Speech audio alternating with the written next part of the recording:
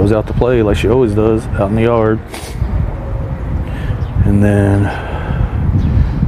noticed it was kind of quieter than what it should have been. And then I kind of, around the corner that goes to her carport, I saw her hair.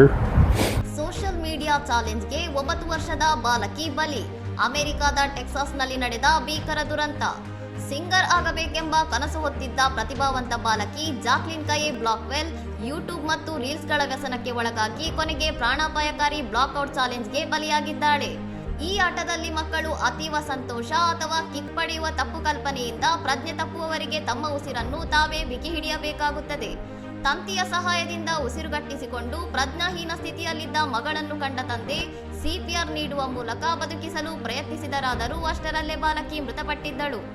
ಸಿಡಿಸಿ ವರದಿಯ ಪ್ರಕಾರ ಈ ಅಪಾಯಕಾರಿ ಆಟಕ್ಕೆ ಈವರೆಗೆ 9 ರಿಂದ 14 ವರ್ಷದೊಳಗಿನ ಸುಮಾರು 80ಕ್ಕೂ ಹೆಚ್ಚು ಮಕ್ಕಳು ಬಲಿಯಾಗಿದ್ದಾರೆ ಎಂಬ ಆಘಾತಕಾರಿ ಮಾಹಿತಿ ಬೆಳಕಿಗೆ ಬಂದಿದೆ.